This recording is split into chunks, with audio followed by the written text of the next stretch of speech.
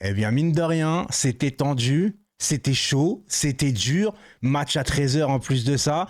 Je pensais qu'en première mi-temps, voilà, normalement, tu dois rentrer franchement, sans te mentir, tu dois rentrer à la pause avec 4-0 à la mi-temps. Tu dois tuer le match dès la première mi-temps. Tu mènes 2-0. Tout se passe bien avec un super but de Zaïre Emery. Après le deuxième but d'Mbappé avec un super extérieur de Kanginli. Tu te dis, bon, bah, ça y est, c'est bon, l'affaire est dans le sac. Tu domines le match, tu as des occasions pour le 3-0 que tu mets pas, mais tu te dis bon bah que le match va être vraiment facile. Et en fin de première mi-temps, tu te prends un but et bien évidemment, avant de te prendre le but, n'oublie pas de liker la vidéo si le contenu te plaît, de t'abonner si c'est pas déjà fait, d'activer la cloche de notification pour ne rien rater. Donc je continue le match. Tu te prends un but en fin de première mi-temps où les 10 dernières minutes en plus sont très difficiles. Tu te dis, bon, tu vas rentrer en deuxième période avec des meilleures intentions, surtout au niveau de la finition. Et là, tu retrouves pas de Paris Saint-Germain, en fait. Tu retrouves une équipe complètement abonné-absent. Alors, je veux bien que le match est à 13 h, c'est difficile, etc. Mais quand tu n'as pas fait ce qu'il fallait en première mi-temps, notamment de tuer le match, eh ben, reviens avec des intentions en deuxième période pour tuer le match, pour être tranquille après. Sauf que là, en deuxième période, j'ai vu un Paris Saint-Germain complètement absent.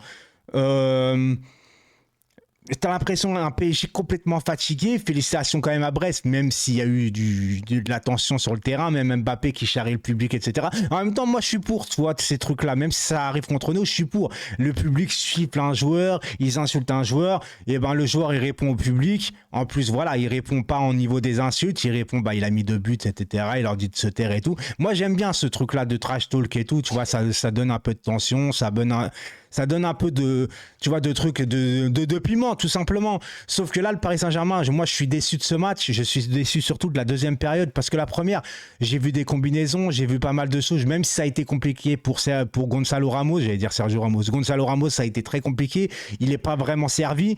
Mais en même temps, il fait pas les appels qu'il faut non plus. Tu vois, c'est un peu des deux. Et moi, je trouve que c'est quand même compliqué pour Gonzalo Ramos, mais je trouve que c'est compliqué pour un numéro 9 au PSG. Parce qu'en fait, on a besoin de mouvement tout le temps, on a besoin de dézonner, on a besoin de croiser. Et Gonzalo Ramos, c'est un mec de surface et on l'utilise pas à bon escient. En vérité, je pense qu'on s'entre pas assez dans cette équipe, malgré que, voilà, on a un milieu de terrain qui est pas mal. Moi, j'ai trouvé un bon Fabien Ruiz ce soir, j'allais dire cet après-midi. En première mi-temps, tout simplement. Parce qu'en deuxième, je mets personne au niveau, en fait. Au niveau, en deuxième période, à part peut-être Donnarumma, qui a été au niveau, et un Danilo qui a été là, mais Danilo Skriniar, faut arrêter. Je le dis, je le répète à chaque fois, Danilo Skriniar, faut arrêter ces deux hommes qui sont lents, et à un moment donné, on se fait avoir dans le dos des défenseurs à chaque fois. Skriniar, de plus en plus, j'ai du mal. Voilà, je dis pas que c'est un mauvais défenseur, hein, loin de là, sauf que je pense qu'il est pas compatible avec le jeu du Paris Saint-Germain. Skriniar jouait avec un bloc bas. Et au PSG, tu joues à un bloc haut, on est censé dominer un match. Et Skriniar, malheureusement, ben, c'est compliqué au Paris Saint-Germain. Donc, avec le retour peut-être plus tard de Nuno Mendes, je vois une défense titulaire de Marquinhos, Lucas Hernandez, Nuno Mendes à gauche et Hakimi à droite. Tout ça pour la défense. Si Nuno Mendes ne revient pas, je pense qu'il va falloir pencher à une défense à l'avenir de Marquinhos Danilo. Pourquoi pas? Ou Kipembe qui va revenir, qui va peut-être donner un peu plus de supplément d'âme dans cette défense, un peu plus, je vais pas dire de sûreté, mais un peu plus de poigne. Parce que là, en première mi-temps, j'ai vu un Skriniar, Donnarumma. Je me disais qu'ils étaient en concurrence tous les deux de savoir qui allait faire la plus mauvaise relance du match. Voilà, tout simplement. Mais Donnarumma, sur sa ligne, encore une fois, il a été présent. Et heureusement qu'il a été là aujourd'hui, malgré que ses relances sont toujours pas bonnes, mais on le sait, c'est toujours Donnarumma, c'est toujours comme ça, et ça sera toujours comme ça. Mais Skriniar, j'ai vraiment de plus en plus de mal. Après, au milieu de terrain, les gars, Fabien Ruiz, voilà. Kanginli, j'ai un problème. J'ai un problème. On est tous hypés un peu par ce joueur parce qu'il est vif, il est technique, etc. On l'a vu avec son extérieur, hein, qui a été très bon et tout ça.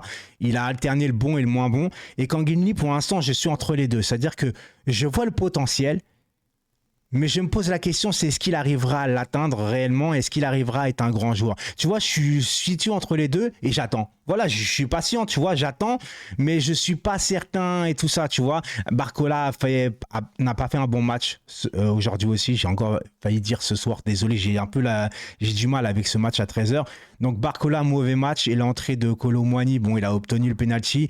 Et l'entrée de Ousmane Dembélé, il doit mieux apporter. Voilà, il rentre, t'as l'impression déjà, il avait un œil fermé, limite, il était en train de faire sa sieste.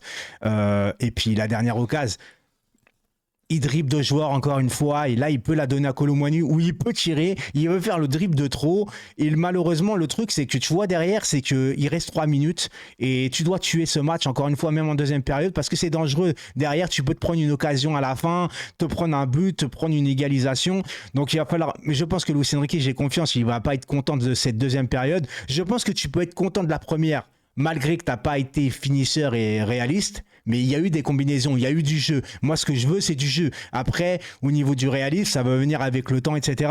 Mais là, cette deuxième période, elle t'a montré dans toutes les écoles du cirque, ne pas reproduire tout simplement deuxième période catastrophique du Paris Saint-Germain. Et c'est très rare hein, cette année de dire que ça a été catastrophique dans une mi-temps et tout ça. Bon, après, voilà, tu reviens d'un match de Ligue des Champions où tu as beaucoup donné, tu as gagné 3-0 par contre Milan, tu avais un peu de pression et tout ça, mais après, c'est pas un gros Milan non plus. Tu t'es quand même reposé, tu vois ce que je veux dire. Donc, moi, les gars, sincèrement,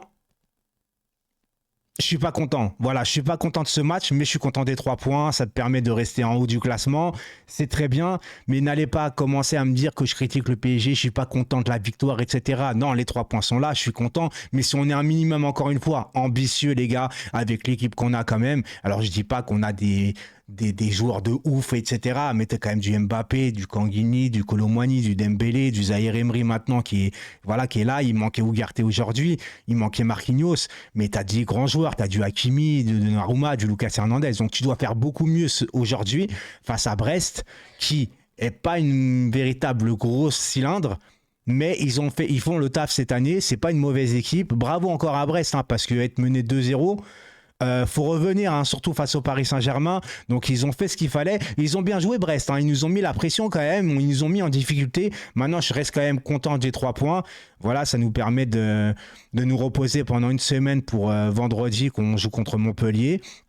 On va pouvoir se reposer, mais les gars, il va falloir vraiment, en tout cas, être un peu plus présent parce que là, j'espère et j'en suis sûr qu'Enrique va gueuler. Voilà, tout simplement. Il peut pas être satisfait de ce match. C'est pas possible. Après, ce qu'il va dire à la presse, etc., moi, je m'en fous. Ce qui m'importe, c'est ce qu'il va dire aux joueurs. Tu vois, ce qu'il va dire aux joueurs, pour moi, ça va être très important en disant. Deuxième période, les gars, vous n'êtes pas rentrés. Après, peut-être que le discours n'est pas passé. Peut-être qu'il n'a pas eu un bon discours aussi. Enrique, c'est peut-être aussi sa responsabilité. Tu vois, moi, je ne sais pas ce qui se passe en interne. Sauf que là, voilà, on enchaîne en tout cas. C'est très bien. Mais insatisfait de ce match, dites-moi en commentaire pour vous comment vous avez vécu ce match. Pour moi, pour ma part, je le dis, hein, mauvais match. Les 3 points, c'est très bien. Mais à l'avenir, ne pas reproduire parce que c'est un peu catastrophique. Ciao tout le monde.